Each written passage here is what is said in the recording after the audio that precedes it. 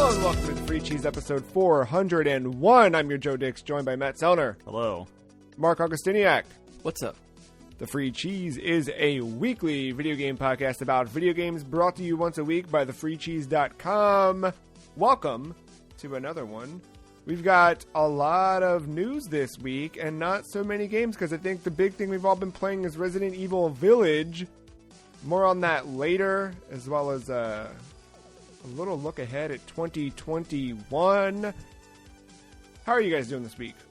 Mark, what's going on in the world of Miiverse? Lying dormant currently, but in my head, it thrives. Yeah, I agree. Do you think... Should... Maybe not in an official capacity, but do you think Miiverse should come back? Okay, with Discord's rebranding, should Discord have made Miiverse? That I'm not sure. I would say Create in a way channels around games specifically and let everybody post to that channel. that would be both a blessing and a curse, but I don't know which way that would lean towards. But I would say Miiverse is still kinda alive via Splatoon. Yeah. It's got... Yeah, okay. That might Matt, be the what's the last closest. thing you drew in Splatoon? I don't even know how to do it. Fair enough. Do you think they're going to keep that functionality in Splatoon 3? You're probably going to piss off people if you take it away, so yeah. Mm-hmm. Also, I mean, every time you go into that lobby, you get plenty of laughs, I feel like. Yeah, you do get solid gems. I will say that I also love when there's a Splatfest, and they kind of transform that art into like neon billboards and do some cool things with it in that way. Put it on towels that people are waving around and stuff. Facts. A lot of fun. Also a lot of fun is our new weekly segment entering its second week, Game of the Year, where once a week we're going to review one of our top 5 games of Game of the Year. Every year we do, of course, a winner of overall Game of the Year with 4 runners-up. So of those top 5 over the last 5 years of us together as a triangle of human beings, we're going to talk about one of the games, and then we're going to rank it so that by the end of this year, we have a total ranking of 25, maybe more, of the best video games as chosen by thefreecheese.com. There's an article up on the site called Game of the Year where you can kind of track along, read some thoughts and things as we continue on. Last week we talked about Doom. This week we're talking 2018's Super Smash Bros. Ultimate. So I guess first let's talk about what does this game mean to you? Mark? It is, in a whole, just a very nice culmination of a lot of things. Not only is it, the 4th, 5th game in the series. Yeah. But like just seeing that just keep getting better and like more polished compared to what it was on the 64. But then on top of that, it's also kind of become like its own little like Hall of Fame or like museum in a sorts for video games as a whole. Like celebration is usually the word best describing it. So it's kind of, there's really nothing else like it. To like have a game that has so much detail and features packed into it, and at the same time, it's like it's almost like it's like the most simple thing, but then it can also be very complex with its features. It's so odd that it works the way it does. Yeah, it's because it could very easily be Fortnite, where the characters added mean nothing anymore. You know what I mean? Because like, if I told you tomorrow that like Bill Clinton was added to Fortnite, you'd be like, oh, okay, how much, right? Like, of course Bill Clinton's being added to Fortnite. Why wouldn't he be, right? Everything's added to Fortnite. But Smash Brothers, and I think Sakurai does a great job at introducing each new character added, but I think that Smash Brothers as a whole, there's, like you said, a celebration of each character and each IP that they represent, right? And every time we've seen a DLC character added, we're seeing a stage, we're seeing not assist trophies, what are the stickers called? In the spirits, we're seeing a whole spirits thing added. We're seeing there's so many pieces of the soundtrack. There's like all this stuff added that really is a true celebration of that franchise and that game history. Like even like the movesets, like everything tries to incorporate something from its original game that the character comes from, to where like, and try to translate that into fighting moves. Really speaks volumes. Yeah, like, and it's really neat. gets you like to know the character without really having to play their game.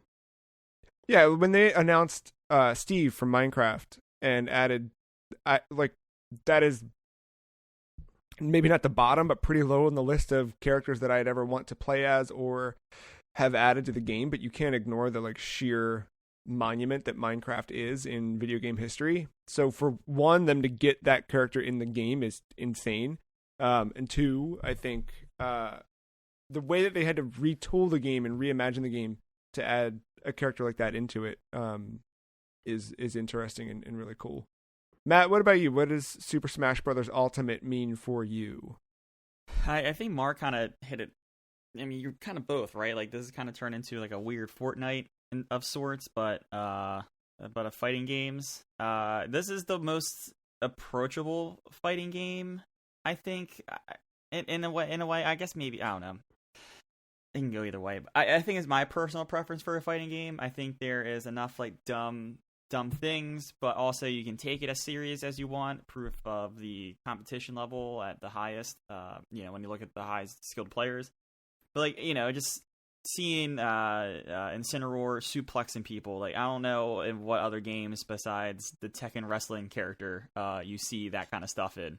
So yeah, and I think it's like the celebration of all the characters and when they come is actually kind of nice when that happens. One is all the anticipation. That's weird. Like, I've never seen a hype train for like a guest character in a game, maybe besides Mortal Kombat, but that's just because you get some really weird characters at times.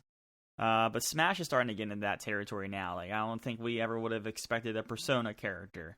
I don't think we ever would have expected Sephiroth, especially after the treatment Final Fantasy VII and Cloud got when it first came. And right. I forget which one, Brawl, Wii U. Yeah. So like we never expected that. So like, I don't know.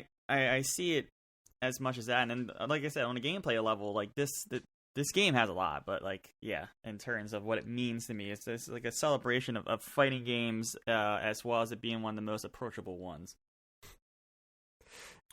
So the year that this game came out, it came out actually, I think, the Friday before we recorded Game of the Year. Or maybe we had a week with it. We had a week. Yeah. Cause we were gonna record that weekend, and then we were like, we should give Smash some time to breathe. And Smash ended up our number 2 on the year for Game of the Year, with God of the War taking the lead. How do you think? Would you guys go back and change that answer? Would you have ranked it higher or lower on the list? I apologize. I've been having severe issues finding our document. Well, I mean, here, I'll read the list out from 2018. God of War, Super Smash Bros. Ultimate, Celeste, Red Dead Redemption 2, and Tetris Effect. Obviously, we're going to explore all of these throughout the year, and we'll be able to kind of re-rank, but just gut reaction. Do you feel like Smash could it have been Game of the Year, or do you think it should have been bumped down a little bit? Man, it's tough. I think it's right there. I would pose an argument for maybe one bump down for another game on that list. And it's not. I don't think it's not the massive AAA one. I can tell you that. So yeah. Yeah, I think we got that one right.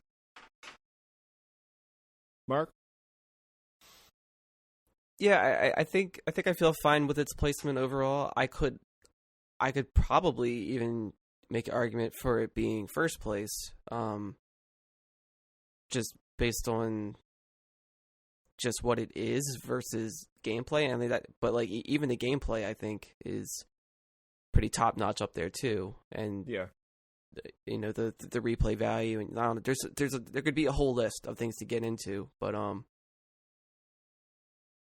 don't know. At the same time, like it almost feels like I don't know why, like it almost feels dirty to like give something like this like the best of anything, just because it has that feature of like being a bunch of things in one. Yeah, you can kind of like there is there's a fine line between like the game being more than what it is, and like you kind of bringing in your associations from other right? Like the fact that I love Castlevania and Simon and Richter in this game, does that make this a better game? No, it makes it more exciting for me because I can pull all that lineage into the game with me, but like it also does make this a better game. But it's like, oh, it has the best soundtrack? Well, no shit it does. It grabs from like over 50 games. Like, of course it's like, I mean, yeah, there's remixes, but most of it isn't original. So it's kind of hard to judge it on stuff like that too.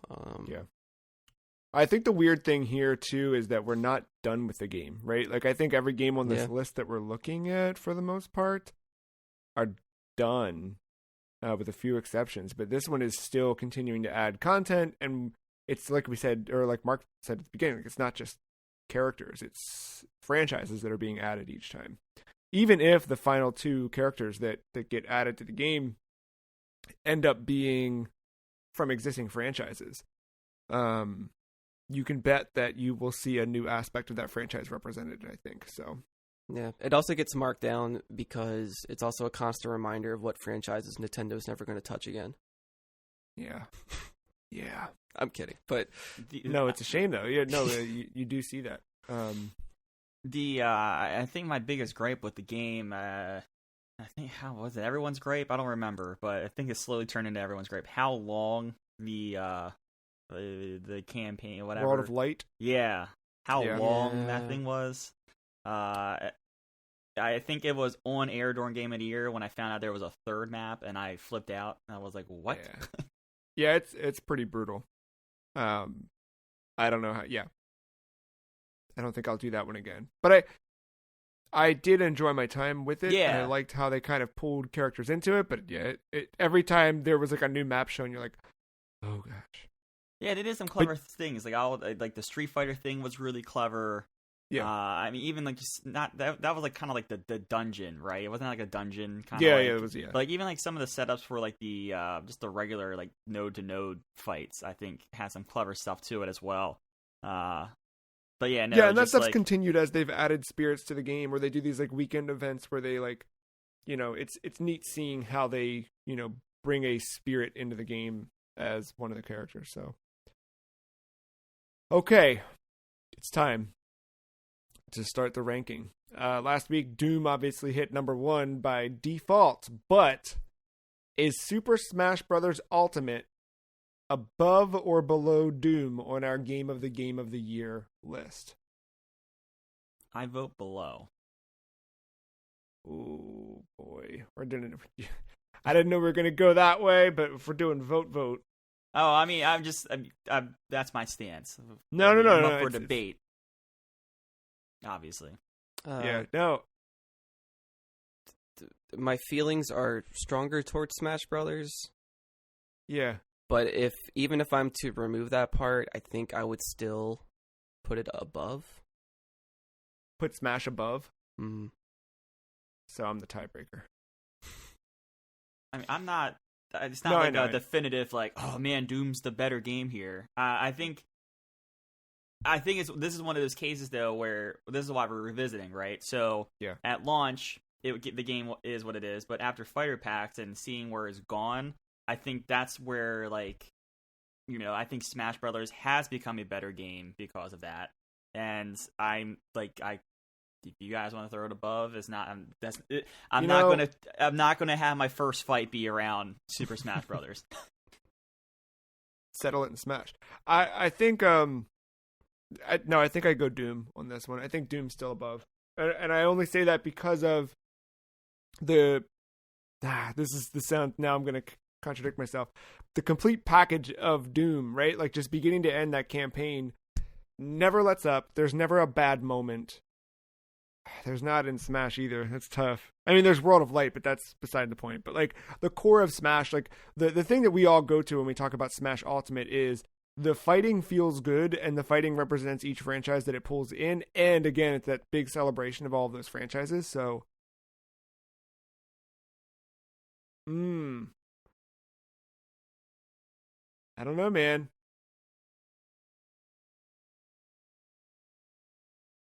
It's tough. This is tough. Like if we, so like wherever we place it now, yeah, that's locked in. Just in relative to Doom. Relative to Doom, yeah. I do think that I've got some ideas for later on as we get through the weeks, where I think like as we have kind of like when we hit our 5th episode or our 10th episode of us kind of reviewing this stuff, I have some little bonus ideas for us that I haven't even shared with you guys. But I think there will be opportunities for us to kind of move some things around. But generally speaking, it's going to kind of be, let's put Smash where it belongs or where we think it belongs on this list. And it's always going to be there, right? Like if we put Smash above, Doom will never rise above Smash after this, barring some crazy, whatever special item I give you. But yeah, so I guess that's the thing. Saying it out loud like that, I think Doom stays above. What do you think? Yeah, I don't know. I mean, I'm fine either way, honestly, but I don't know. Like, I feel like whatever I say about Doom now, I'm going to contradict myself later with another game that might share similar qualities or values. But I think Doom was a fun little overall package to visit through, and maybe it's just me, but just being able to jump into a game without having to worry about like a long campaign all the time, just hopping into something, it can just go right into like the arcadiness of Smash. I think that makes it very approachable. Yeah, it is everlasting. I'll give you that. So that, it feels more incentivizing to me to keep wanting to visit it, even if it didn't get these fighter passes or anything. Like if it wasn't a game based on Nintendo franchises, these are all just like original fighters. I guess I probably wouldn't feel as strong because nostalgia's a bitch of a drug, but I think I would still enjoy it. Like I think about what we talked about last week with Doom being kind of a reintroduction to first-person shooters for me, and kind of like injecting that again. But in the same token, Smash has pushed me to try other franchises out. You know what I mean? Like playing Joker a bunch was the final push for me to go get Persona 5, and there's been things like that came out of Smash that otherwise wouldn't have. So it is a gateway drug in that sense, the way that Doom was. So I don't know. All right, Matt, I've flipped it back around. Where now Mark and I are split, and you must be the deciding factor. Oh, I've been Doom all along. Nothing. All right. I mean, I know it's one specific mode, but like Mark said about the campaign and it being a tight package or whatever, and technically the Smash campaign is like the exact opposite of a tight package. But also mode. The Doom multiplayer you hated too, right? So That's fair. And technically, Smash. I forget about that fucking campaigns. Multiplayer because I don't think of it because I hate it so much. Yeah, I really don't care. I forgot about the multiplayer. That multiplayer is really bad. It's like really bad. Just generic. I don't know. I don't have the same thing with like the other one. I've never downloaded another bonus character. I don't think I have the whole roster unlocked. Two, using a character has never pushed me to play another game. For me personally, like, Ness and Earthbound might be like the one exception, but I think that was more because of you, Joe, than like me. Like, oh, what's this weird boy and this blonde hair boy? Like, what are they? What, it's very hard to compare these games. They're they're so completely different genres. Which is this is always our problem with Game of the Year. But yeah, I'm gonna change my vote. I'm going Smash. Smash. All right. Yeah, dude. It's everlasting, man. But Doom is too. I don't know. I like Doom Eternal better. Okay, well now you've just made up the thing. Smash goes above. It's hard because Doom is still like it's fantastic, but it's a very opinion thing. Because I think I'm more in the shooter thing, but like you guys are more in the fighting thing. So like, you could probably easily defend this, but like I think Doom did more for shooters than Smash did for fighting. And that's I agree with that too, and I've also been like way more excited about id, and you know what I mean? Like I don't think I would have cared about Rage 2. I mean, it turned out I did care about it in the end anyway, but I don't think I would have been excited about that initial announcement, even with Andrew WK. If it Andrew WK, that was a marketing campaign that sold that game for me. Yeah, that wasn't the game. But yeah, I mean, Doom really did reinvigorate a lot of that stuff for me that I had lost after Call of Duty burnt it all away. But then again, I mean, well, no, I mean, Mortal Kombat and Injustice kind of did the fighting game thing for me, so it's tough. It's tough. It's weird because it's two completely different things. I do think that I think there's going to be things more so sandwiched in the middle that's going to end up separating these things just because of how different the genres are. I do too, but that's okay. If we're going to recommend a game, I feel like I would sooner recommend Doom than Smash. Yeah, but then I would ask, what are you trying to do? Yeah, like, are you looking, like, I mean, not just genre, I just feel like if somebody said to me, like, hey, I haven't played video games since 2015. What's come out that's really good? My first answer would be Doom. Or one of my first answers would be Doom. And I don't think I would think of Smash, because I think Smash is awesome, but I think that Smash is something different entirely. Yeah, I guess Smash's real magic kicks in or shines when you're playing with other people. I think so too, but Doom's worst quality is when you play with other people. So it's like they're polar opposites. Yeah. No, yeah. But Doom is less requirements. But I think I've had like a ton of fun playing Smash by myself too. Yeah. Every time a new character comes out, I run through the classic mode just to see what it is, because it is kind of like a museum piece in a way. But no, all right. Sorry, I've been so wishy-washy. I'm going Doom. Okay. Do we agree, or I don't know. I agree. I mean, discussions are probably. I don't think they ever turn me, but like I said, I was always up for a discussion with this. I think just my background just leans me naturally more towards Doom. So I'm a little bit biased, I believe. But also, remember, I do think the second one's better. True. Mark, what do you think? I feel like I'm in a similar position to when we first made Doom win. It was never my strongest vote, but I fully understand where it's at. So I'll try to get Uncharted to win that year, because it actually had a multiplayer that was good. But, you know. All right, I locked it in. So right now the list is Doom, followed by Super Smash Bros. Ultimate. That's just 2 games. Wait till we get to fucking 18. I know. We already spent 25 minutes just on this, so we will see. there's going to be opportunities to move stuff around. I've got some fun ideas for how we can shake up this list a little bit. Oh my god, I found the document. You what? I finally found the document after all this time. Right as I closed it and Yep. done. Mm-hmm. Yeah, I was under the assumption it was under a different name. I'm a fucking Well, Matt, idiot. you're not the only one who's been finding things they once lost. Valve has announced this week that the International 10, or TI-10, will take place this August in Stockholm, Sweden.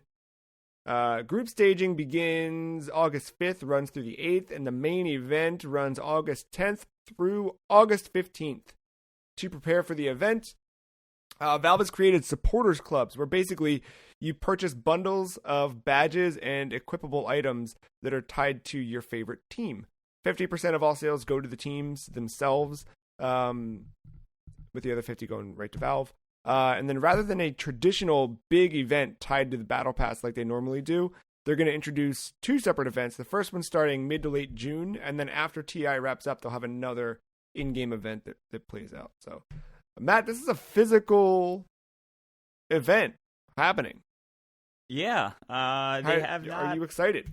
I am. Obviously, I will not be attending Stockholm, Sweden, but that was the other thing. They are not releasing anything about ticketing information like they usually would when you do these announcements, because they're kind of waiting on June.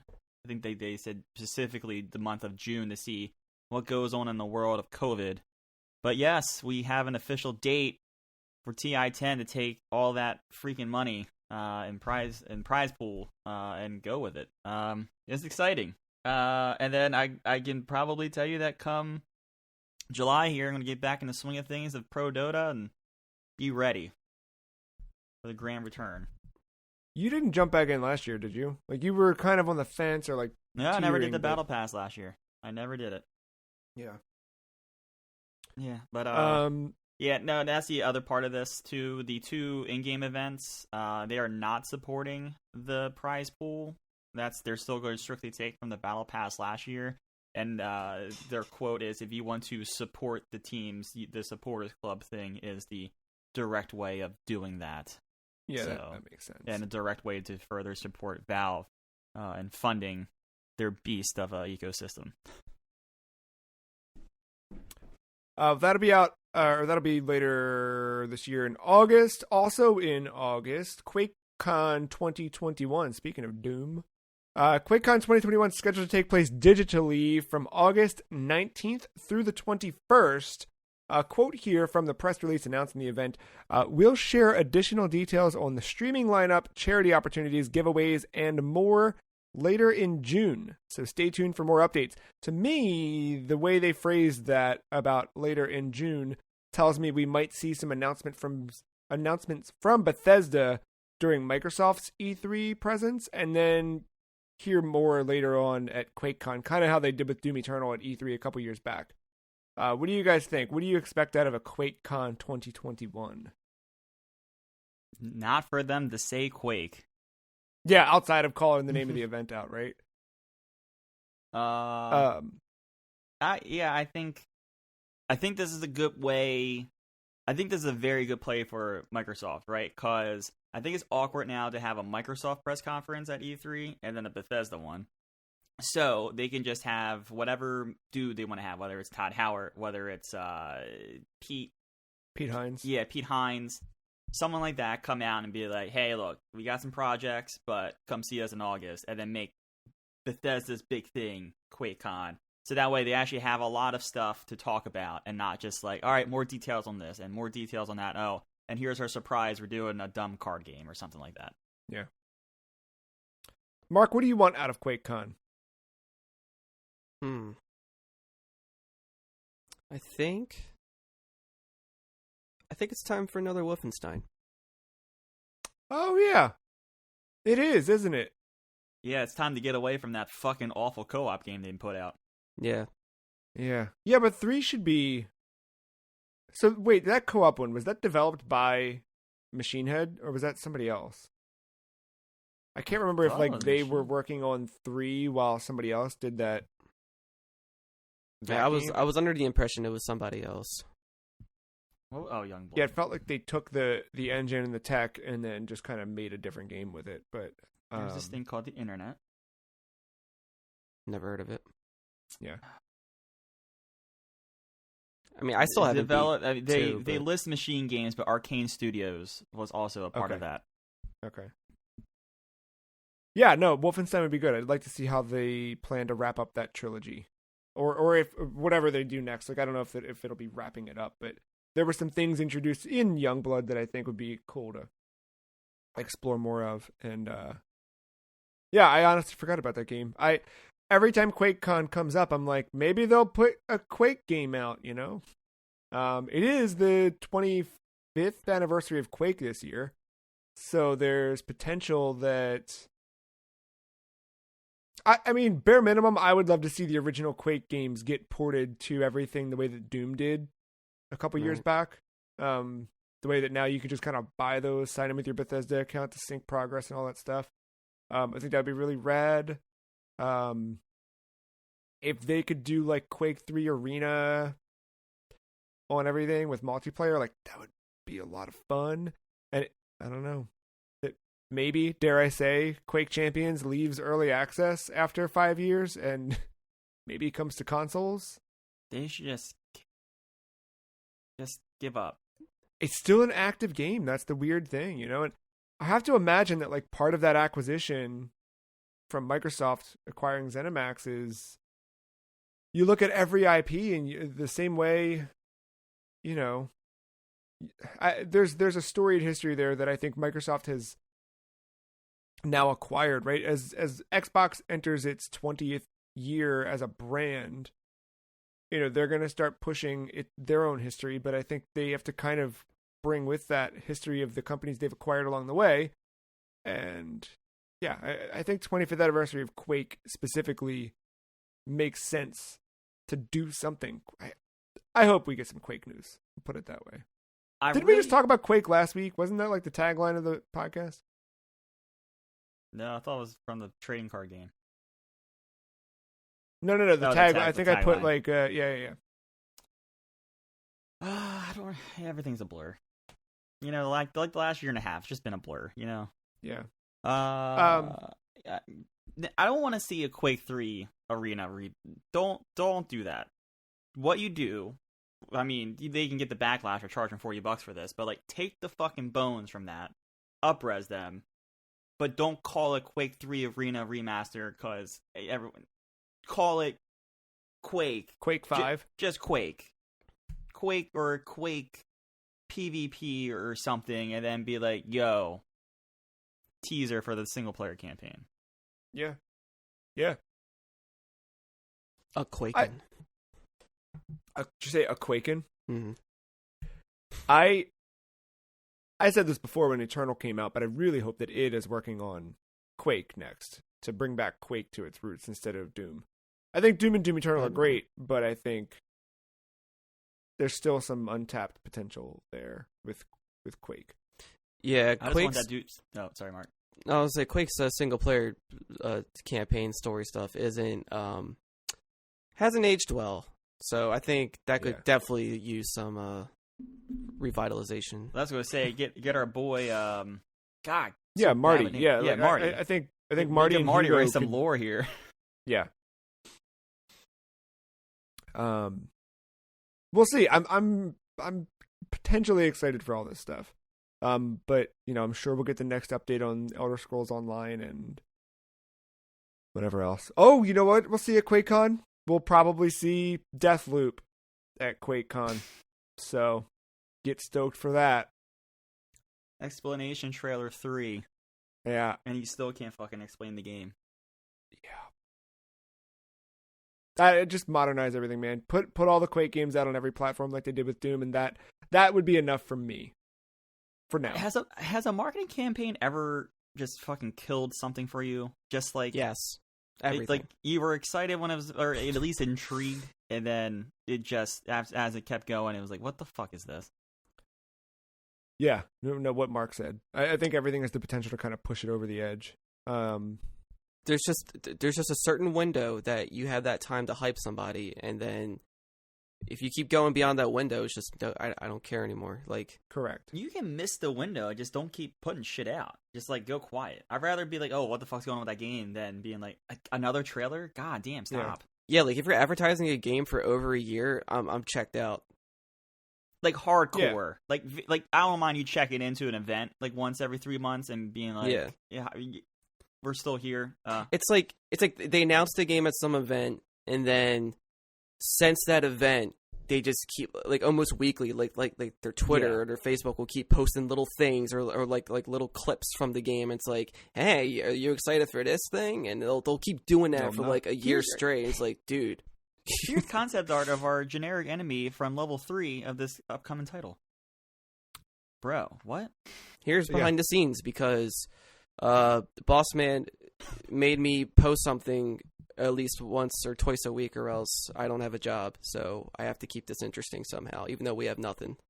Oh, the EA. Hey, there's a basement full of Star Wars stuff down here. We can't wait to use it. Ugh. Oh, Mass Effect, and it did nothing. It was just a fucking What logo. about that? Speaking of QuakeCon, do you think we'll see any of the Bethesda-developed Indiana Jones or Star Wars stuff? I think that's too early. Is Bethesda doing Star Wars, or is they just doing indie? Indie. They're doing indie, but who else has a Star Wars game? Who else got a Star Wars? Ubisoft with Star Wars. That's who it was. Yeah. Yeah, the Division team got it, right? Sure. Or never mind, it's just Ubisoft, because I'm so confused with what studio is which. Yeah. Because they just name a city. We'll see. More from those publishers later. Something from a different publisher, 505 Games. They've announced during an earnings call or financial report for the look ahead forecast that 505 Games will be publishing a, quote, brand new video game from developer Mercury Steam for both consoles and PC. No details were announced, but Mercury Steam, of course, the developers behind Castlevania Lords of Shadow and Metroid Samus Returns. I mean, I kind of always hoped that Mercury Steam was working on a Metroid Fusion sequel, 2D in nature. But I don't believe 505 Games would be the publisher on that. That would be Nintendo, more than likely. So maybe they're not. So I guess, what do you guys think is next for... All right, I'm going to do this two ways. Matt, what do you think is next for Metroid? Honestly. I know the snarky Matt answer is we see a logo in space, and then a guy says, see you in 2035. What do you realistically think, given that it's the 35th anniversary of Metroid, is happening? I honestly don't know. I don't think Metroid Prime is close to being ready. And it'd be weird to do a side scroller after Mercury Steam hit it out of the ballpark with Samus Returns, and then not go back to them for like either another one of them for Switch, or like, you know, it doesn't have to be the Fusion sequel that we kind of think, but like even if it's different, like you still tap them, right? Like they did such unless a good they job. do it internally, but you know, I honestly don't know. I mean, at this point, I think you see some kind of like Netflix cartoon before you see Metroid Prime 4. Wow, that's got potential. Mark, if there's another lost video game franchise, what would you want to see Mercury Steam kind of revive? They did it with Castlevania. They've done it with Metroid. What other dormant IP would you want to see Mercury Steam step into? Like, my go-to is always going to be like F-Zero or Star Fox, but you know what? Let's shake it up. Oh no! I have to ride this campaign till it happens. Mystical Ninja. Okay, yeah. Just anybody. I don't care. I don't care who grabs it. Just somebody. I would be... Anytime they can bring back old Konami properties would be good with me. Do you think we see this year? Do you think this is something? I mean, the fact that it came up in a financial report, we can assume it happens in the next 12 months. But I think some kind of announcement at the very least. Yeah, we'll see. I mean, I don't know. They have different teams inside of Mercury's team, but like their resume is like all over the place. Because like in terms of genres, because you have Lords of Shadow, which is like third-person action. Then you have Samus, which is a platformer, and then their Space Lords game. It's like isn't like a third-person online shooter. Yeah. So like just based off their resume, you can't even like point what direction they're going to go. Yeah, I don't know. I've had makes Mirror for of an interesting Fate. Star Fox game. Let's be real, because that's all the elements. True. I've had Mirror of Fate installed on my Xbox for a little bit, and I do want to play through that at some point, even though I don't think it's that great. But at this point, I've played through Lords of Shadow 1 and 2, so I should see that to the end. But I liked Metroid Samus Returns, no matter what Ben says. Thought it was pretty good. I also thought Resident Evil Village was pretty good. And we're going to talk about it. Of course, we're still keeping things spoiler free because the game is very new. I also want to add just a little warning or cautionary tale for people. The internet sucks. And I last week, when trying to find an image for our art for the podcast, I just typed the words Resident Evil Village into Bing, and then boom, right there, some dirtbag website was like, what does the ending of Village mean for this? And it had a big old picture of one of the things from the final cutscene of the game. So just be careful. Not while you're listening to this, because we're not going to spoil anything, but be careful. I think, Mark, you wrapped it up first, Matt soon thereafter, and then I took a couple days off after one of the chunks of the game. And I did not think I'd have it done by today, but then I sat down last night and didn't realize... I didn't know how close I was to the end, and how quick it was to kind of slip right to it. So yeah, Mark, where does Resident Evil Village fall for you? I guess, overall... Given that I'm on my second playthrough, and I'm almost done that one, I would say it's definitely in my like top 5, I think. There are some things that are like it's hard to ignore, or like there's some, like every game has their blemishes, but yeah. But I don't know, there's like I think I still need a little more time with it. But there's something about it where, after I finished it, my first playthrough, it left me like feeling kind of restless. Like I wanted to play other things, but at the same time, I didn't know what to do, and I was like it had its hooks in me in a weird way where it's just like, oh, you think you're finished, but you're actually not. Like, you still want to do more things, but I'm like, I guess I do. I don't know. And even so soon, it was just like, I don't know. Like I'm still I'm not done going through the motions of playing this game, I guess. There's still some things, that I haven't even touched yet. Like I haven't touched Mercenaries yet. I plan on doing that, but now my biggest hook is every Resident Evil you get if you took a New Game Plus, you get to carry a lot of features over from your original playthrough and stuff like that. So a lot of that has become my main incentive to go through and beat it at a quicker time, and just kind of just having fun with it. And if I missed anything in my first playthrough, like any documents or whatever, it's cool to catch those details the second time around. But so far though, I'm overall impressed with it. I think wherever 7 was on my list, it bumped that down and took its spot. Oh wow! Because it's a sequel to it. It's directly connected to it. Yeah. But seeing where 7 started and what it, it was a new engine. That was one of the first games for it. And then seeing what they can do with it now, like all these years later with it. And there's so many quality of life improvements between the two. Like, yeah, I could still go back to 7, no problem. But it's always going to be like a haunted house attraction for me when playing that game. And Villages feels like it's just on a whole nother level. I don't know, just feels good. Yeah.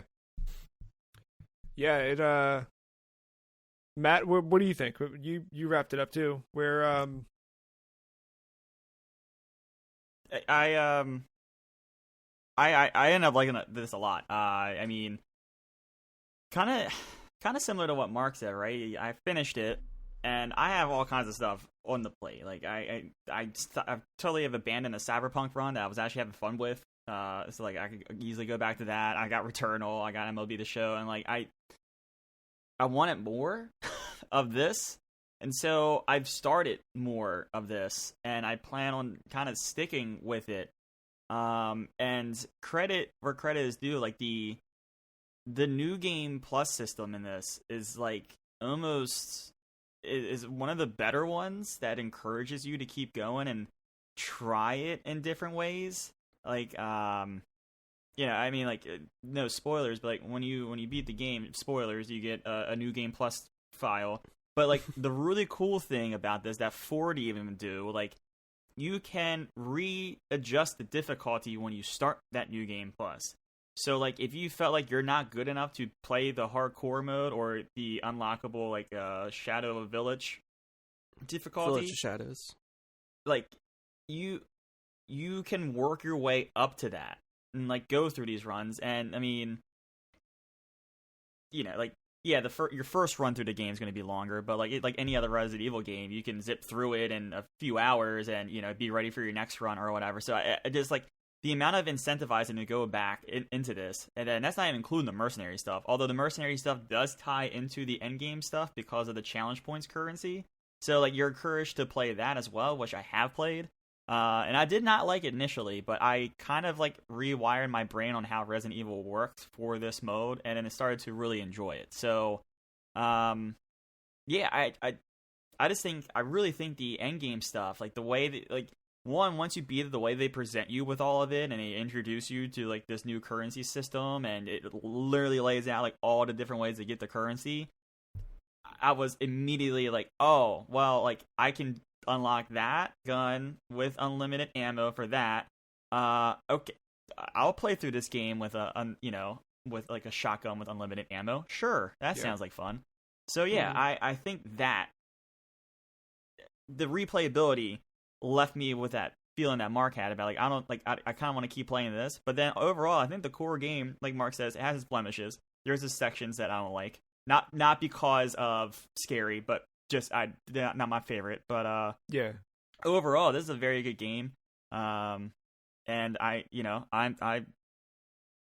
I'm very happy that I got myself through this game.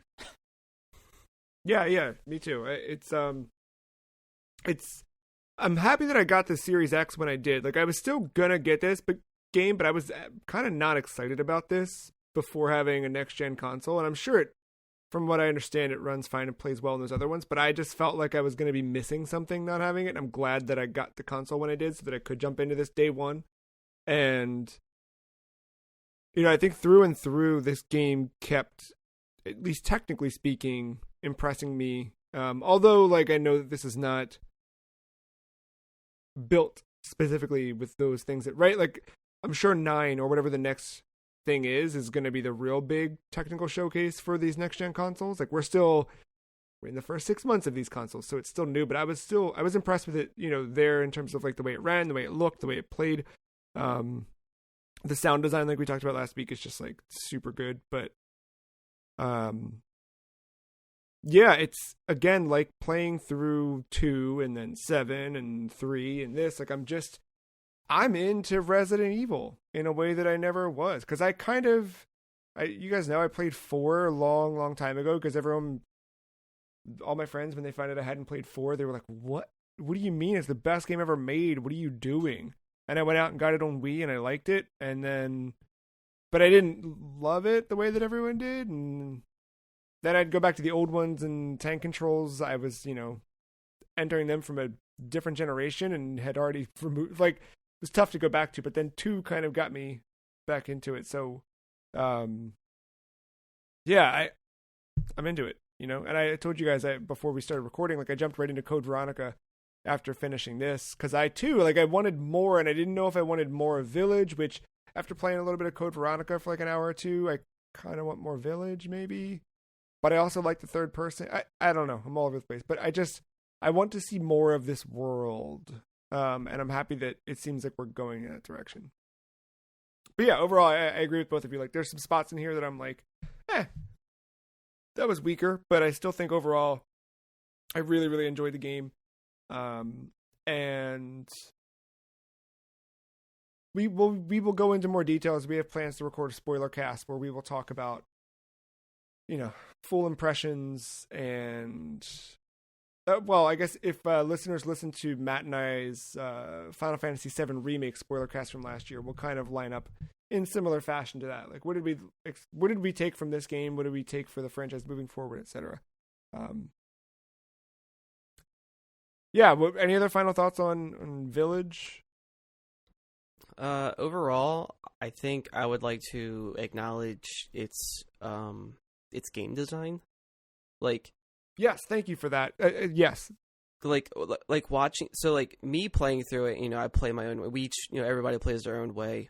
But the way this game is accessible to not only veterans of the series, but to like newcomers, like I've been watching my friend stream it, and like, I've been kind of like not exactly helping her out here and there, but like whenever she did need a tip or something, I would help her, but I've barely needed to give her any tips. Like the game, like I was like, sometimes I just have that like inkling to like kind of do that. Like, hey, you might miss this little detail over here, but at the same time, it's like, just let them play how they want to play, let them figure it out. And I think the game does such a good job of leading you along, knowing where to go and what to do next, without like overwhelming you or like confusing you completely. Like, there's always some like you don't have to look super hard to figure out exactly what to do for the most part. I mean, navigating through the village is one thing, but like once you have a location to go to, and it's like, oh, and then like, and then like there's the puzzle and whatnot. I don't know. I think it does a pretty good job of explaining what you need to do without holding your hand super tight. Yeah, they give you enough to say, like, this is your next main objective, and this is roughly how you get there, but also, you're going to get there because you now have this key. And then you kind of realize, oh, wait, this key I could probably use in different spots in the village, right? Like, you slowly, like, work your way around, you're backtracking, you're going to sections you couldn't previously get to, and you're finding secrets. And I think that's the thing, is, like, the secrets are enough out of reach. Like, for example, there's a part in the game where you are meant to go to another destination, and you have to kind of like travel up a river.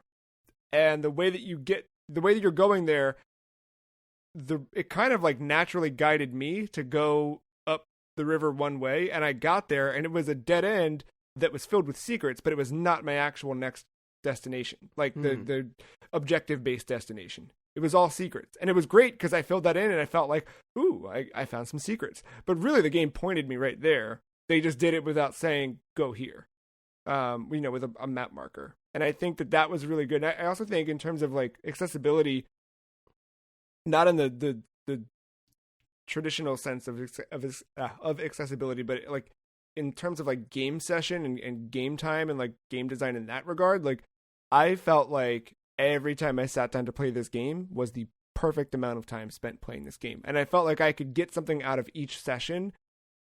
Like, you can kind of jump through, like, if you sit down and you're going to play the game for an hour and a half, you can get some serious stuff done. And there's a sense of completion with that time you spend. Like, I never walked away from it feeling like I had left something hanging, or, you know what I mean? Like, or I did, and that was the draw to come back to it the next session. But there was no, like, I think especially this is like contrasted hearing Matt talk about Returnal, where like ugh, I'm like in the middle of a good run, but I gotta go, right? Like I never had that moment where like I gotta go. Like I always felt like, ooh, I did that thing. I can walk away now and go do this other thing. Yeah, I felt it was very well paced, and yeah. And to add to that, map design too. I really like the idea of like hinting this is open world, but without all the dumb open world mechanics of like, all right, well, you finished this section, let's fast travel back to the Duke where you're like, there's none of that, and there's no like, I mean, you guys said it, but like, there's no objective markers, but there are, right? Because you got a key that has a specific symbol on it. If you look at the map, you can see the little red door that has that map, like. Without telling you, like you said, you know where to go or where a potential secret is. Like the boat, there's a bridge you cross early on that's around the ceremony site, and if you go down to the left, you use like a lever. The game never guides you back to that section to use the lever unless you remember or you specifically see the mark of, oh wait, I do that lever, and then you kind of get like a cool one. There's a secret, but then there's like a cool area. Mm-hmm. That kind of like foreshadows some stuff. Yep, that was really cool. So like the sense of discovery I think was flawless in this game, and it didn't fall into weird, dumb open world tropes. And like this is like the stuff I like kind of like, and I like to see since playing Dark Souls. Like I think this was like the perfect like kind of match for how this game played, and kind of like just how Resident Evil is, I think. Yeah. Maybe we'll have more Resident Evil to talk about next week. But yeah, look forward to the spoiler cast coming soon.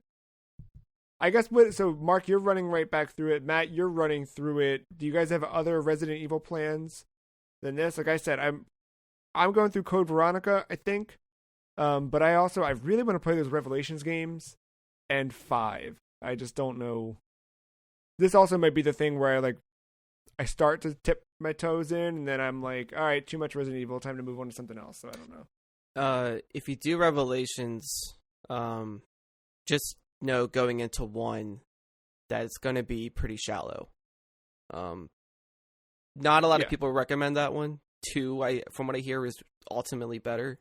But I don't know. Like I keep wanting to go back and play OG2. I keep having that itch. Or the remake. Just Resident Evil 2 in general. Just I've been missing. So I think I want to go back to that. I don't know. Yeah. I might go into 7. I don't know. We'll see. I think I might make that trek through the forest and actually open the gate and the house and see and visit Mia. If you do 7, please do the DLC. Maybe I should go back and finish the DLC. End of Zoe, man. End of Zoe. Yeah, well, Core 7's on Game Pass. I would have to buy the DLC, but yeah, I gotta get through Core 7 first and see if I can make my way through that. But getting my way through Village, especially like 1 or 2 specific parts of that game for sure, I think has me kind of encouraged that I can maybe get through a 7. Yeah. I'm encouraged that we're gonna get through a break. And when we come back, we've got a little bit more of spooky stuff to talk about, along with a little check-in 6 months after the launch of these consoles. All of that and more right after this.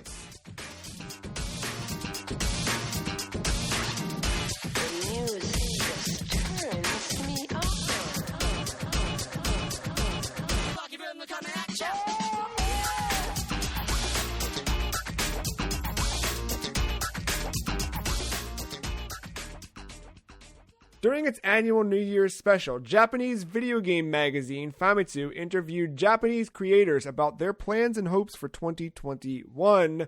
When speaking to members at Koei Tecmo, they expressed their excitement for Fatal Frame's 20th anniversary later this year. We've now learned the first fruits of the celebration. It's a pachislo game. There's a teaser trailer for the game's cutscenes that's made available. No estimated release date has yet been shared, but it looks to be similar in vein to kind of that Castlevania pachinko machine we saw a couple years ago. Really pretty cutscenes. It ties back to the Fatal Frame series, but that's about it. The first game debuted PS2 back in 2001. Most recent release was the Wii U game. Was it Black Maiden, I believe? And nothing since. Do you guys, Mark, do you have hope for Fatal Frame? Do you think that it'll make a return? I mean, dumb question, but does Koei Tecmo still own the rights to that game? Yeah, and that was the weird thing. Like, they said, we're excited about the implication was that there was going to be Fatal Frame stuff this year. Right. Not a pachinko game specifically, but I mean, it'd be cool if, we got something soon, sooner than later. But I know, like, when something becomes patchy slot, it's just kind of like, ugh, like, you just kind of want to barf because it's like, hey, this could have been a actual video game instead. But to play devil's advocate, if I was ever to go gambling, and sometimes I have that itch, these would be the first machines I'm going to. Totally. Yeah. Like, bring on the Silent Hill, bring on Goemon, bring on Castlevania. Like, so I'm thankful in that regard. I'm thankful that there's still some sort of attention being given to. Maybe this is a start. Like, maybe this is a potential stepping stone to, legit games. I was going to try the Castlevania one when I was in Japan. I was going to seek it out and do it. And I saw a casino and I was like, I wonder if they have it. I walked to the doors opened and it was nothing but cigarettes. And I was like, dude, especially since not smoking for years, I can't do it. But even when I did smoke, as much as I did, like, I could never be indoors where people were smoking, even as a smoker smoking a pack a day. Like, it just couldn't do it. And definitely not now. I was like, oh my God, brutal. But so I never got to try it because I was like, even I went to a Sega arcade there and I was like looking around at stuff. That was where I played the Taiko drum machine thing for the first time. And they had the newer House of the Dead there. But even that, not the entire arcade, but a corner of the arcade had a smoking section where all the pachinko machines were. And even just from that, the arcade had like that, like, not even like, because I think like still to this day, I think fresh cigarette smoke in the air smells kind of good. If it's like from the cigarette, not exhaled from somebody's mouth. Right. But inside, just the cloud of smoke is just, no. And that's the future of Fatal Frame, is a cloud of smoke. Well, hold on. Remember, time out. Every developer has said 2020 has been a very challenging time for us as we've adapted to the world of COVID. Maybe that happened here and they're just not ready to announce something. Yeah, I can see that. And bare minimum, because despite his best efforts, Jim Ryan, that is, you can still buy via the PlayStation 3 PSN. The games on PS2 are available, so you can do that. And then that Wii U one is available still on Wii U, which I believe that one's a prequel to the entire series. So sounds right. Yeah. I never played any of them outside of the little bit of that Wii U one, because there's like that one was like you got to start it for free. It was when Nintendo was like first experimenting with that and like Rusty's Real Deal Baseball and all that stuff. So the Fatal Frame on Wii U like came out where like you played the beginning of it for free and then you just spend $50 to unlock the rest of the game. Those games look terrifying. So no, I've never played a Fatal Frame game. Like I didn't like I knew the point was to like take pictures of like the spirits and whatnot, but I didn't know that there was like a rating system, like based on how close they get to the camera is, the greater the shot. And I was like, okay, now I understand. Like, you don't want to look at them, but you kind of have to if you want the good points. Like a little bit of Pokemon Snap challenge. Yeah, maybe that's where I'll go next. Throw some fruit at the ghost, see what happens. Yeah, they love it. Ghosts love fruit. Mark, how do ghosts love Famicom Detective Club? Well, I mean, if it's a ghost with amnesia, I'm sure they'd fit right in.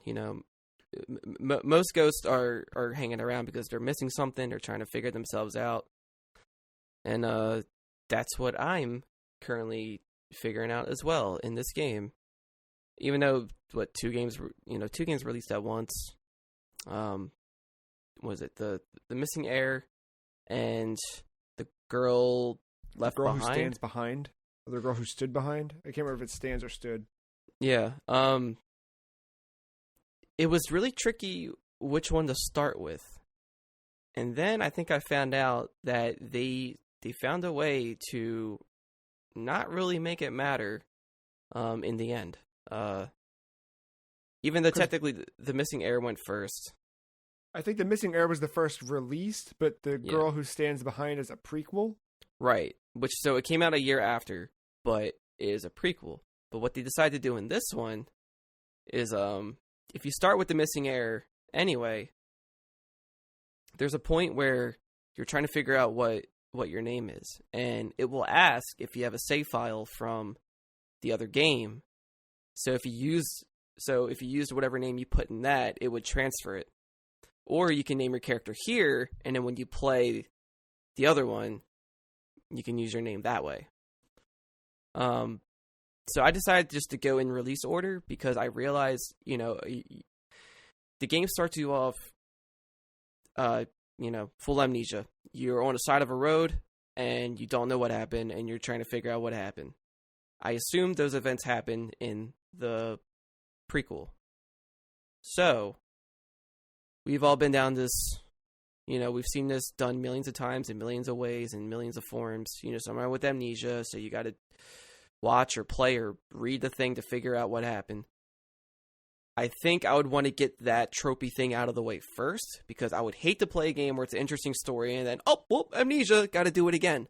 So I think I just want to get that annoyance out of the way now, where it's fresh and not, not so cumbersome or whatever. I don't know if that's even the right word for it.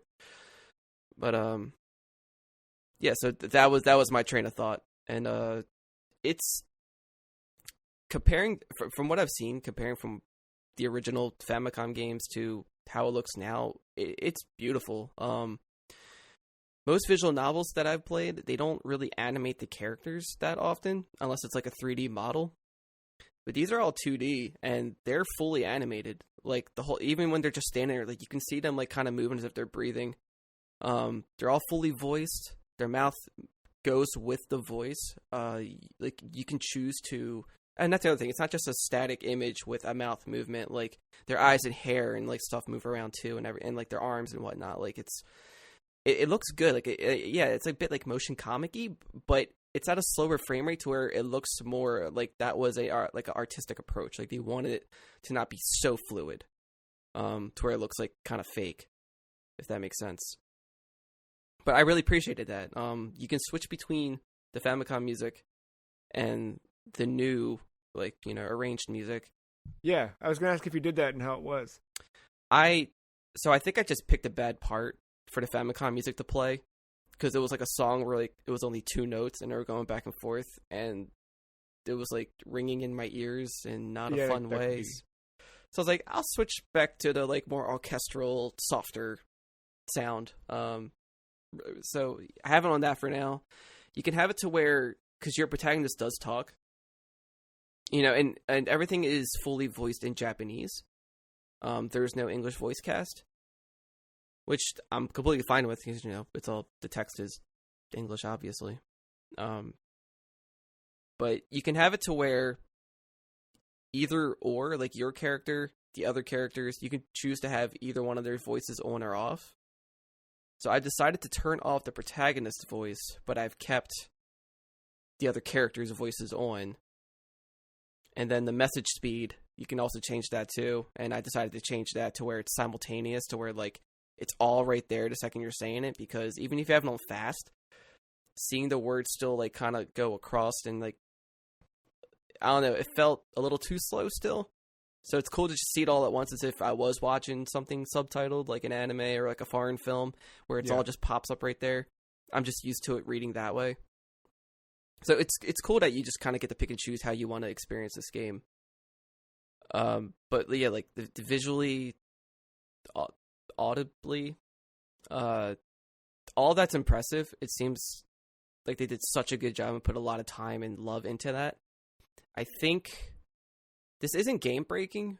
Like, it's not a deal breaker for me, but I can see to some people if they don't want to go through this, I could see why it would turn them off a little bit. The way you have to figure things out, like, you just have to go through everything in your menu and hope for, like, something to happen. So it's like your typical options for everything is to, like, look around, and then sometimes you have an option of what to look at. Either they'll give you a list of specific characters or items, or you just hit, it says where with a question mark, and that will let you freely move a little magnifying glass over each thing, and your character will comment on each little thing. Or you can try to remember, which that's another option, and I don't know, I haven't really got too far where that option is useful.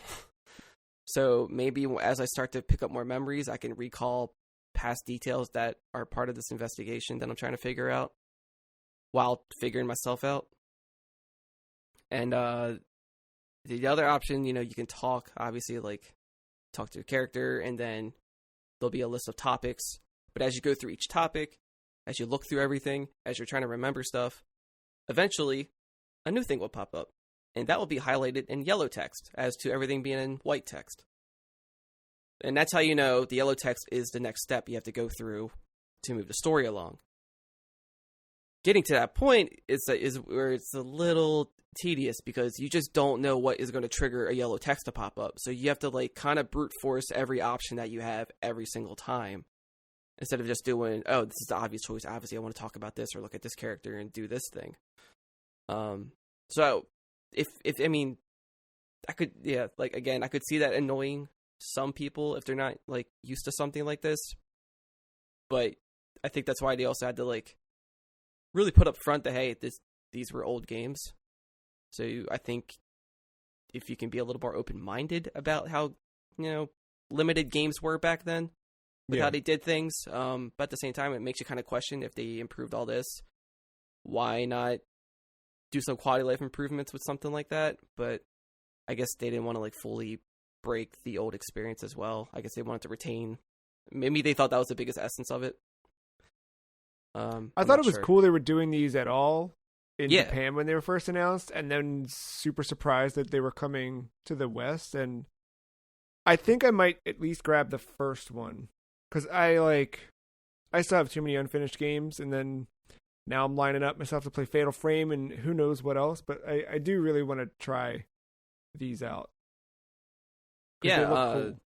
Yeah, especially for a visual novel. Like, just looking at it, like, I can't stop looking at it. I think it's very impressive that way. So, like, I'm still enamored by that. And just seeing how the old shots used to be, like, if you compare that, it's just like a little, like, square image surrounded by a huge, like, black border that takes up most of the screen. And, like, that art, to go and do so much with it back then. It's just, it's so nice. The story. One cool thing about these are originally written by Sakamoto, who would later go on to do Metroid, but this is kind of what he did first. And these were a direct kind of response to the popularity of some of the detective games on Famicom from Enix at the time. Before they found success in some game called Dragon Quest. I don't know. Never heard of. Yeah, heard of that. But I don't know. I mean, like, the detective mystery stuff's always up my alley. I always have a soft spot for stuff like that.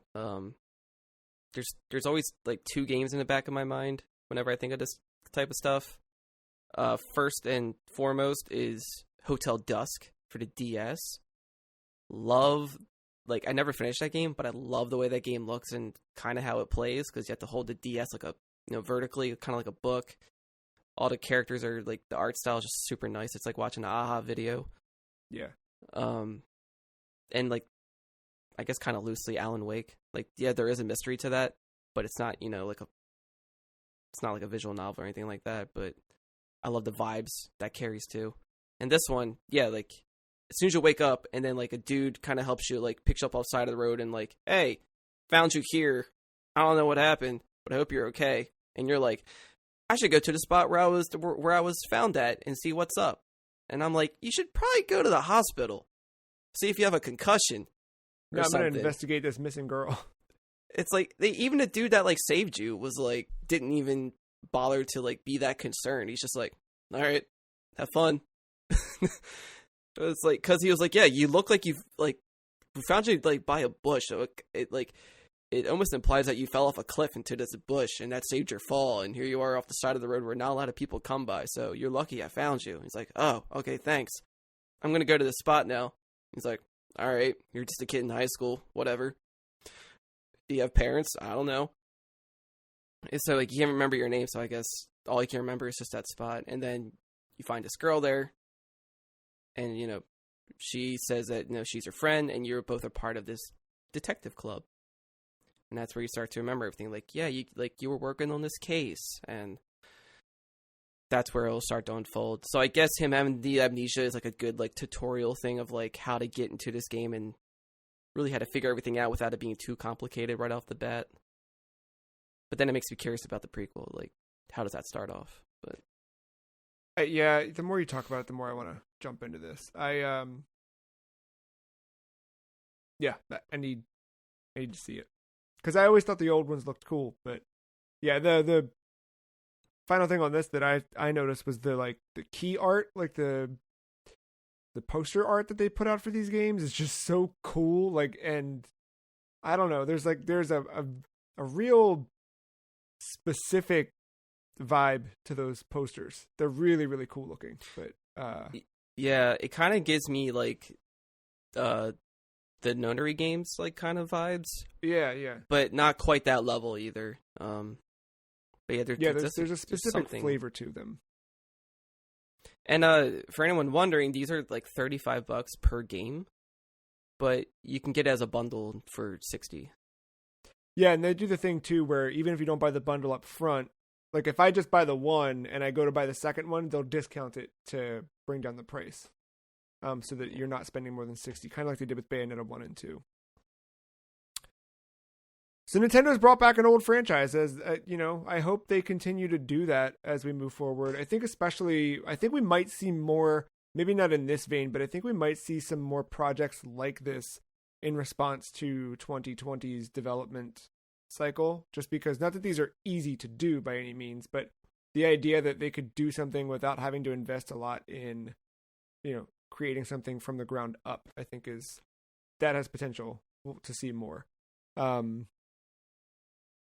And because they never want to do what Nintendo don't, Sega has announced this week during a financial report that it is interested in reviving some of its dormant IPs. Part of a lot of financial stuff this week, folks. But during a financial report from Sega Sammy, Sega talked about its current IP and some dormant IPs that it is interested and examining for potential revivals. The names listed for IP to be revived were Crazy Taxi, Jet Set Radio, Space Channel 5, Rez, Panzer Dragoon, Knights, Shinobi, Virtua Fighter, Altered Beast, House of the Dead, Streets of Rage, and Soul Hackers, etc. A couple interesting things as part of the what they considered to be current IP or thriving IP. They called out Phantasy Star, which is half good for me because I'm excited for New Genesis, but to me that tells me that they believe Phantasy Star to live on as Phantasy Star Online, and I feel like the two could be independent of one another. But yeah, of this list, Matt, is there anything out of the Sega portfolio that you're wishing we could see more of? I mean, they already announced the House of the Dead stuff. That's coming to Switch. Yeah, and that's the thing too. Is Streets of Rage has a fourth game out now. Yeah. I don't know. A cool take on Jet Set Radio, I think, would be something cool. Like, I don't know. I don't think you can do traditional 2-minute skate around kind of thing, but I think you can do something cool with Jet Set Radio with modern stuff. The one thing on here that I don't know how you do besides just remaster and put in the original soundtrack is Crazy Taxi. Like, how the hell do you make a sequel to Crazy Taxi that's not just Crazy Taxi?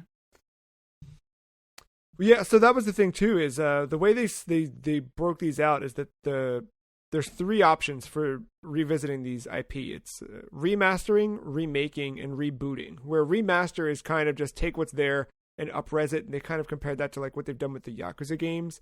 Remake would be to kind of put new assets into an older game, and then reboot would be maintain the original feel while building a brand new game. So remaster like the Yakuza games, remake like Kiwami almost, right? Yeah. And reboot like Yakuza 7. Yakuza 7, exactly. So, yeah, I could see like a Crazy Taxi remaster, but then I would probably expect like, and I guess Streets of Rage is a reboot, right? Streets of Rage 4 would be their consideration of a reboot because it's the same idea with, newer whatever. Yeah, I don't know. There was that Space Channel 5 VR game, but not sure. Another part of this, Mark, is that Sega is also looking globally to put out its not globally, but they're looking to do more games cross-platform. So specifically, Atlas titles to be pushed to other consoles. They cited the success of Persona 5 Strikers on PS4 and Switch coming out on multiples. And they want to do more of that. And this is again after they put Persona 4 out on Steam last year. What do you hope out of maybe Atlas or even just the greater Sega we see across platforms? I would love for Persona 5 to be on PC since Strikers is on there, so it's kind of confusing. Like, why would Strikers you have is on PC also? Mm-hmm. Wow. Yeah, that's weird. So it's like, why would you announce it for that and not do 5 Royal? Like, yeah, 4 is on there. So, I mean, maybe they slowly will get there. It seems like they're kind of heading that direction. So, I have some high hopes for that. Yeah, I haven't really kept a good pulse on Atlas aside from like that and like SMT. But I hope they decide to overall with any of this because like we do have like that like Dreamcast collection on Steam and I think it's on other platforms. So like you do have Crazy Taxi, at least the first one, but you don't have that soundtrack unless you mod it. Yeah.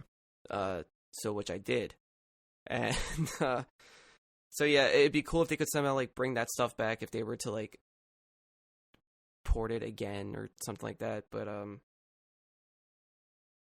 don't know. I think overall this whole thing that stuck out to me. I would really wish Jet Set Radio Future was playable. You can only play that on what OG Xbox, maybe 360. There's a 360 thing, but it's not. You can't buy it anymore. It's delisted. It's nowhere. Yeah, like it's not on PC. It's not on anything else. And then, like it would be really cool to play that one. So I hope they do something with that too, like some type of thing. But yeah, the biggest thing for Atlas right now, I want to play Persona, but I want to jump into 5, but I don't want to start with Strikers. Yeah, no, it's a sequel. Why would you? Yeah.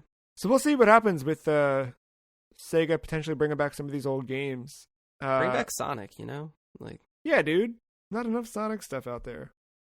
I would say most days Ben and I have a conversation about Sega, so like they're still a very active part of my life, and I think it'd be cool if we could see some of that old Sega stuff come back in a way that just we haven't seen in a while. And I think like the opportunity to revisit some stuff like. I know the list here does not include this, but like I never played Skies of Arcadia or I have Burning Rangers, but no one ever talks about Burning. You know what I mean? Like there's some stuff there that happened on the Saturn and Dreamcast that, people who like the Saturn and Dreamcast talk and know about, but outside of that, I don't think it gets wider appeal. And if it's something where it makes sense for them to just kind of put out a port, I think that would be cool. Make another Daytona. Yeah, dude. Yes. Got everyone's the attention. Rally Man has awakened. Yeah, another old game coming back, Zombies Ate My Neighbors, and its sequel, Ghoul Patrol, are releasing June 29th for $14.99. This will be available on most platforms, and somewhere, Ben Barris, the aforementioned, is melting. This was like the Ben game that I remember. Like, the two are completely synonymous in my head, so when I saw this news pop up, I knew he'd be super stoked. Did you guys ever get into Zombies Ate My Neighbors? How about Ghoul Patrol? I've gotten the Zombies Ate My Neighbors. Not when it came out. I know the advertisement stuck out to me like a sore thumb. Yeah.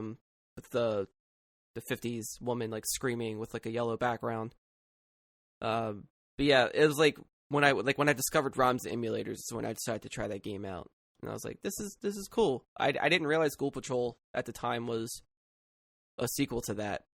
I didn't realize till this week, so you know. Yeah, like I heard the gameplay isn't as great as Zombies Ate My Neighbors, but I think it's still cool that it just exists in general, so this would be nice to play again. Yeah, I remember playing a bit on Virtual Console, and then later, actually recently I played through about half of it on Mister, just poking around at stuff, and I was like, oh yeah, there's that old boy. Let me try that. Wish I had online co-op, though. Yeah. Hey, you know, there's always post-launch, right? Things can always get updated. Like the Xbox got an update this month. It's weird now, like to kind of continue on the train of thought that the Xbox is a platform now. Like Xbox is a platform and not a specific console. The May Xbox update announcement covered updates for the consoles themselves, but also what's happening on the iOS and Android apps, and like they're kind of like including anything that has the word Xbox attached to it as part of the update. The things I pulled out of what happened this month that I thought were cool is consoles now offer pass-through audio for media and streaming apps as an option, which I guess people have been requesting that. I've never needed that. The Android and iOS apps have been updated. I think earlier or late in April, we got the achievements back in there. Now they've added time played as something you can view. The stats for your games is back on the mobile app, which is cool. I love poking through with that stuff. You guys know that. For Series X and S, I've talked about Quick Resume now for a few weeks because it's like one of my favorite features about these new consoles. And it now has its own group. So you can kind of quickly and easily see which games are stored in Quick Resume and which games, and you can kind of launch them from there too. So it's like, the weird thing is it doesn't say if there's a limit. So I noticed that I was hitting 10 open at a time, but I don't know if there are more than that or not. But before it was like a surprise, you know what I mean? Like I'd open Injustice and then it's right back where it was, and it was like, oh cool, Quick Resume worked. But now you can like actively see, and you can pin that group if you desire. The true, here's the sorry for burying the lead, but the actual best part of the update is that a new dynamic background is available for the system that replicates the dashboard of the original Xbox to celebrate its 20th anniversary. And along with it, there were some new avatars, or not avatars, but gamer picks for the 20th anniversary. There's some 20th anniversary stuff already starting. So obviously I switched my background to that. And it had me thinking that I really want, I texted Mark about this, I just want a theme that I can make it actually function like the old original Xbox update. I don't know that that'll happen, but boy, I would pay. How would that even I work? would pay for that. Just folders. You just make really crummy folders. Like, there's so much shit these consoles can do that wasn't possible on the Xbox One. I mean, sorry, excuse me, the original Xbox. Yeah. So, like, I don't think that's possible, dude. If you could dream it, you can do it. So jot that down. Bring back the blades. That too, man. Pay $5 for blades. I would do that. Oh my god, that's the stupidest thing. Bring it back. Like you wouldn't. $5? Fuck no. For free, I'll do it, but not for $5. $2. Drunk enough, I would. We'll call it 250. That's how I got those cat eyes on PlayStation 4. Exactly. It won't take much. They'll get you. Do you guys have any? I mean, I don't want to start getting close to my E3 predictions here, but what do you guys expect for 20th anniversary of Xbox? Or what do you hope for? Maybe not expect, because expectations are who knows. But what would you love to see? I don't even know. I like from them. I don't even know anymore. You take their current controller, make it clear. Mm-hmm. Clear green? Clear green. Okay. All right. You add black and white buttons to it? You can make the little two center ones. All right, that's fair. The black and white. Do you want to make it as big as the desk you're probably sitting at? That can be an option. That is a paid upgrade, but doable. Oh yeah, I paid think upgrade. Okay. Yeah, paid upgrade. Xbox is known to have all sorts of accessibility with their controllers, and they will make fair. Yeah, that's very fair. They do make adaptive controllers, so. Yeah, I don't know. I don't know what I want, but I hope that they do some cool stuff, because I wrote an article when I first got my Xbox One, because I had a 360 for a bit, but it was like I mostly played third-party stuff on it. But this getting the Xbox One S was like my first real Xbox experience, and then the backwards compatibility stuff has let me go back through the history of it. I think there's a lot of potential for the 20th anniversary of the brand, but also of Halo and everything. You know what I mean? Like, there's some serious stuff there that I think they could tap into nostalgia. But there was always a Mountain Dew vibe to Xbox, not in the literal Mountain Dew way, but like, there's an excitement about it that I think I never fully got to appreciate when I was younger, not owning one, that I've kind of adopted as I've gotten older.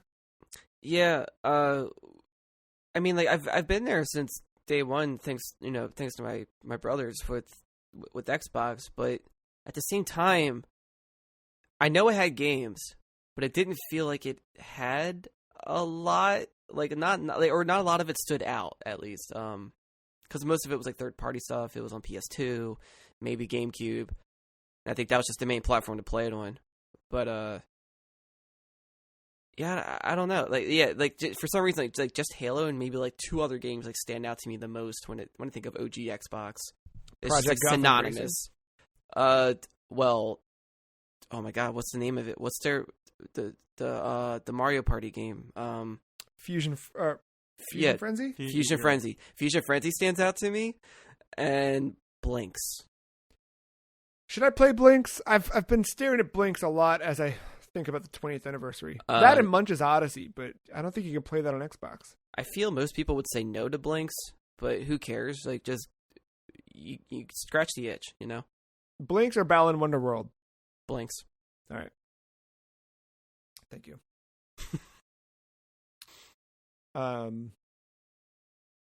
More on that later, I guess. As we get, I assume E3 will have some Xbox 20th anniversary. This is 6 months in, and Xbox has a dynamic theme. They do. What does PS5 have, Matt? What does Switch have? Yeah, relax there before you start throwing PlayStation under the bus. True. But yeah, Actually, there was PlayStation another have thing. dynamic themes? I don't think PS5 does. There was another report this week that, according to or expected even into 2022, PS5 supply will be low. They're struggling to meet demand. They've set some internal projections to keep it on pace sales wise with the PS4, but it's unlikely that you will be able to just walk into a Target and buy one. But it seems like that's maybe not the only thing you can't buy at a Target right now. But Matt, what do you? I think this is a good opportunity to check in with both consoles. You've got both. How are the PS5 and Xbox doing 6 months after launch? I think they're both fine. I don't like the killer thing with Xbox on it is like I technically could play almost nothing on that and play everything I'm playing on it on PlayStation 5.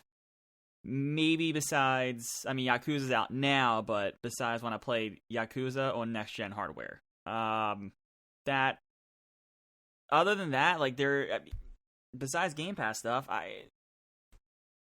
like, that's the one downfall to the Xbox is, like, I'm making myself turn on or buy things on Xbox just because I want to turn it on just to, you know, turn on my Xbox from time to time. And that, I don't know if that's a bad thing or not, because I mean, eventually the games will come. I'm not that worried about it. Also, Game Pass is a thing, and that's the primary reason why I bought that. But like,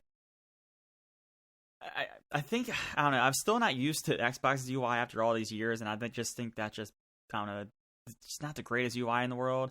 But then I don't know how I feel about it, because PlayStation's UI is like just familiar enough to the PlayStation 4 where like I want to do things that I've been doing for years upon years. But like they don't work because it's just different enough, and I can't wrap my head around that either. So I think both these UIs might be kind of garbage. But like, so I'm saying, bring back the original Xbox dashboard, Matt. It's just bring the XMB. That was simpler times. Yeah, that too. But like, you know, when at least I got some things to play that are exclusive to PlayStation, kinda, sorta. I don't know. I still don't think there's not like this must buy the console to play this game. I think that, you know, if you were looking at 3 or 4 things for the console, I think you can defend it there. But like, you know, Miles Morales, great fucking game. It was like 5 hours long though, and I got a platinum trophy out of it. Demon's Souls, great fucking game, but is a remake. MLB The Show. Yeah, it's on Game Pass, so buy it anywhere. Yeah, don't buy it. Yeah. I mean, Soulstorm, Oddworld. Like, that's cool. Like, that's not a system seller. Like, it was cool to play for the like hour or two I played it, but like, you know. Yeah, I think one thing I've noticed too is the one cool thing about the Xbox. This is one we didn't talk about with the update, but there were also like staggering, like I think it was either the total is now 73 and 45 were added, or 73 games have been added to the FPS boost list this week. I think it was 73 added. There's a ton of games that were listed. Digital Foundry did kind of like a lot of them were pretty par for the course. If it used to run at 30, it's now at 60. If it used to run at 60, it's now at 120. But some of them were a little bit more interesting upgrades that they kind of went into detail with. But that's been another cool thing for me with this Series X is not just playing new stuff, obviously, because there's not a ton of it, like Matt said, or any at all, but being able to go back to some games that were maybe Xbox One X enhanced, or play other games that are now getting this FPS boost treatment and seeing them run better than they ever could before. I think that's kind of the value I'm seeing. Because in a way, it's like getting a PC and then going and playing something that, you know, the minimum specs were this, but the recommended specs are this. And if you have higher, you know what I mean? Like that stuff where like when you first upgrade a PC and you're like, oh my God, dude. I'm getting to do a lot of that, which is fun. And I assume PS5 has some similar stuff like that, but I don't. There's nothing like. I mean, if it's a bump, it's a small bump. Like, I know, like, one of the first things I tried was downloading PlayStation, or Bloodborne from that PlayStation Collections thing, and playing it, like, and it still felt maybe a touch above 30, but it definitely wasn't running like at 60, or if it did run, it wasn't steady, or, you know, it wasn't steady enough to maintain it, so, I mean, I don't think you're even getting, like, the best bumps there, per se, so, I don't know, like, Xbox has the advantage there. I think they've always had the advantage with the backwards compatibility and all that stuff. I mean, it's very easy when we can walk into a flea market and I look at some Xbox games. I'm like, well, I can still play that. No, that PlayStation 4 game, that PlayStation 3 game. Well, I'm a PlayStation 3 in the apartment, so that's going to be a little bit harder to do. Like, they've always be bitten there. Like, one thing, though, that I I thought was a gimmick, but I think I have slowly, just in the last 6 months, have really come around on is that DualSense controller. I think that is the best part of PlayStation.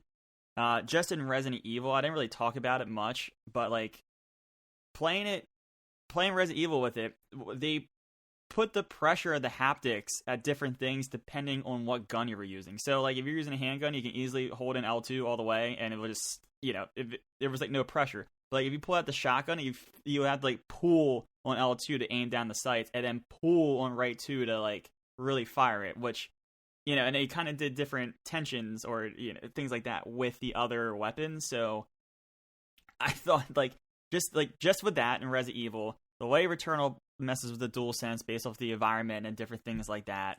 What I told you, like what I said about Demon Souls and just that little bit of fire on the sword and how just that subtle vibration there, with the noise coming out of it, because they did fix some of the speaker stuff. It doesn't sound like it's like terrible anymore. It's not great, but it's still better. I think that is like a real thing that I think developers are really taken to, and I'm glad to see that. And I do think that is like the killer thing right now for a PlayStation owner over Xbox. Still available online, both consoles, but neither available readily in a store, and it seems like it'll kind of be tough to do that for the rest of the year. So, listeners, if you have one, want one, don't want one, write in, podcast@thefreecheese.com, let us know. You also can't walk into a Target and buy Pokemon cards anymore, as of this past Friday. Citing an abundance of caution for the safety of guests and employees after months of increased demand. Target, they're still selling the cards online, but we've talked about it a little bit. The Target was limiting how many packs customers could purchase. I was kind of hearing this by way of Jan at giantbomb.com, that he had been going to Target to do this, and it seemed like week over week they were increasing the limitations that you had on purchasing them. So the most recent ones I heard from him, that was he went in and you had to line up and you could buy one of each SKU. So you could buy one booster, one pre-built deck, and one, whatever, but you couldn't buy two boosters. It was only one of each. Then it got to the point where you could buy one item from each, one Pokemon thing, one Magic thing, one NFL thing, one NHL thing. They were limiting it that way. And then it seems like it's gotten worse and worse, to the point where a fight broke out at some store and someone pulled a gun on somebody.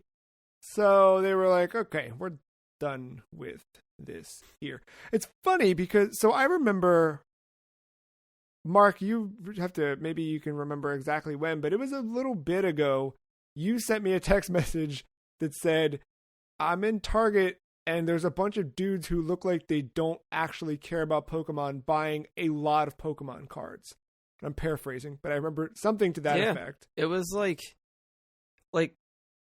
they look like people that you would find like at a flea market who doesn't know anything about anything. Like, take that like normal looking dude with like a basket full of Pokemon cards. Yeah. There's like the tins, the booster packs, like on the phone talking to somebody else about like what to pick up, like as if they didn't know what they were looking for. It was just sketch. And then this was like February.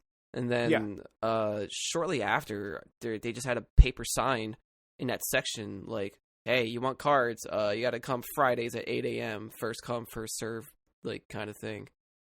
Yeah, because it was around not long after you said that where I kind of like read your message and was like, that's weird. You know what I mean? Just like anything, if we have a text message, like I understand, I follow, that's weird. Move on, right? And then I'm in a Target and I'm like, it's been like 2 weeks since that text message from Mark. And this whole section's empty. There's plenty of Magic cards, no Pokemon cards. And then it just kept going and going and going, and now it is where it is. Yeah, it's weird. And then Kyle Bossman, Mark turned me onto his new delayed input video, and this week he actually did one on the Pokemon card thing, and it's weird. It's super weird that it's gotten to this point for no reason at all. and now it's like blown up into like, I guess the hype around it made people want to get their cards graded.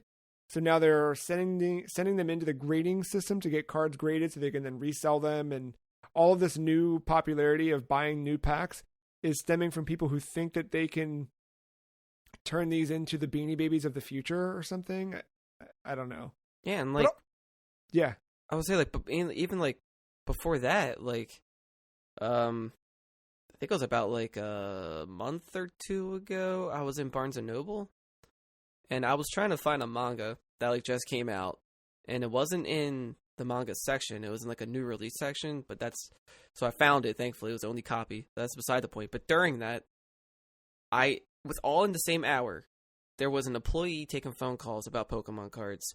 There was a dude who looked like he was approaching like his 50s with like a cassette player and like old headphones he was still wearing, and like full neck beard, carrying 3 tins of Pokemon cards, like gripping them for his life, walking around, and like this 7-year-old, maybe 9, walking in with his dad trying to find Pokemon cards, and I can hear the kid telling the dad how he can turn these around and sell them for more. The kid is the scalper in this situation, not the dad. What is happening? TikTok, dude. So I'm just like, it's just scalpers selling to scalpers at this point. Which is so stupid. Man. Because I'm one who literally, like, I've gotten better. I've got what they call self-control, but for a little bit, if I walked through, I know, Matt, I know. If I walked through a Target and I saw a booster pack at checkout, I'd be like, oh, yeah, because it's fun, dude. It's fun to open up booster packs. But, you know, you can't do that anymore. I will say, if you're looking for Pokemon cards and you're not interested in the trading card game online, the Pokemon Center website is selling Pokemon cards. They're sold out of a lot of them, but they do have some available online. You can order for ship to home. There's a story about Pokemon Center. Because I was talking to my friend Charlie about this, and if I remember it correctly, I believe he was talking about the Pokemon Center in Japan, where they were being strict about the cards. Where like, do not line up here, do not wait early, like just be here on time, and you'll be able to get like what you want and like leave. And like nobody was listening to that. So everybody who was like showing up early or like trying to camp out or whatever, the people were like, look, we told you, do not show up early, be here on time. So all the people in the back of the line got first dibs on stuff. Oh, that's sick. Like they were like hardcore about it. That's pretty wild. Yeah, they insane. I also saw that somebody broke into a store and stole $9,000 worth of Pokemon cards in Japan. Yeah, something like that. It's. Yeah. I've still been playing the Pokemon trading card game online, like a lot. These games might be digital only from now on. It's the vibe. Yeah. Well, here's the fun part about that is, there's a deck that's really good that you can only get in the online game if you buy the physical version and activate the code. So that's part of the meta right now. The other part of the meta is this Charizard deck that everybody is playing. Charizard's good again? Dude, yeah, because it's something about the way that it can like kind of grab energy from your deck at random, and then you also have the way it stacks energy just destroys whatever you're up against. So usually if I load into a game where what I've been doing lately is I've been trying to climb the ladder, and which I'm close to getting through. The ladder reset happened, so I had 20 days from the reset to get through. I'm almost at the end of phase 1, which is good because I have a lot of time left, and I think I'll make a good dent in it. But also there's trainer challenges you do where you have daily challenges that, you know, it's do 750 psychic damage, and then that levels up your psychic rank, and then the higher you rank those up, the more unlocks you get, yada yada. So usually what I do when I'm playing is I'm going for one of those things, either the wins to go up the ladder, or I'm trying to level up and knock out my daily challenge. But when I see the Charizard deck pop, I'm like, all right, I'm just going to hope for, you know, getting as much of my daily challenge in as possible, but I'm going to lose because this is not a good deck that I have. But I'm now at the point where I'm like, okay, I've earned a ton of coins. So I actually bought a theme deck, like a mod. I didn't buy the Charizard one because I don't like stooping to the meta. I don't think it's fun. But I did buy a theme deck that has Grookey, and then he levels up to Ryla Bloom or whatever it is. And so I've been using my in-game currency coins to get theme decks to do the theme stuff, and that's also how you can do tournaments to get other boosters and things like that. But that's been fun for me, and that's been kind of my hook. It's like, let me just play a bunch, level up the ranks, and slowly unlock more coins to buy more theme decks. And then I just wait out that the meta will change. How do you guys typically deal with meta in a game? Maybe not Pokemon necessarily, but as our little closing question of the week, like, do you join it? Do you just get good and beat them? Do you just, if it happens, roll over and just say, all right, we'll see what happens next time? You kind of join them. It depends on what you're doing, because you're playing it in two different ways, right? You're doing just, I want booster packs, let me just do whatever. But then when you say you want to climb the chain, that's when you have to join it, right? Like, and the idea of a healthy meta in this case, it would be having like at least like 5 or 6 decks that are like go to, and depending on the matchup, they work out. But like if one deck is dominating, that just kind of sucks. So it's a matter of I mean, when I played Hearthstone, I never invested a lot of money in it, so I have to look for like the free to play meta deck, and kind of go off that. But like, this is the problem with, and Mark, I kind of agree with what you said. I would kind of want all these card games to kind of go online for this instance, because Pokemon's problem is they just can't issue a patch and nerf or buff a card, because then all the physical cards, well, maybe this is good because they all lose their value, and you can fuck all the scalpers, but or they'll gain their value. Would they though? I don't know, rare. I mean, I guess that. I was thinking the only more way to get the unpatched version is to have the physical game, right? Yeah. But like, that was the nice thing whenever I played Hearthstone, was if there was a bad deck, now they had to get like really bad, like that was the only deck you were really seeing eventually, because they did not want to use their digital like arm too much. They would nerf or buff a card to influence the meta away from like the one deck you kept seeing. And they were able to do that every couple months if they had to, which is nice. I just don't. It kind of sucks that it's one deck and it's Pokemon, and I don't see them nerfing or buffing a card like that. Yeah. But to answer your question, if you want to go up the ladder, you want to join them. I'm still making the way up little by little, because you do have people who aren't in the correct, but as you get higher, you're gonna true. run into the tryhards and the sweaty people. Well, the fun thing is the ladder isn't that kind of ladder. It's random every time. The ladder you're doing is really just, think of it like the battle pass. Oh, I was thinking like a ranked ladder. Like if you win like 3 No, games. sorry. Oh, okay. Yeah. Never mind then. Never mind. So you're just playing just to do the unlocks. Yeah. Oh, all right. Well, then play whatever. Try to make a cool counter deck if that's the only one. I mean, it's tough to when it's the meta deck, but there probably is one. I could probably dig through. There's websites for deck building and stuff like that I could look at, but I mean, just take all. You know how I do, man. Does that one look cool?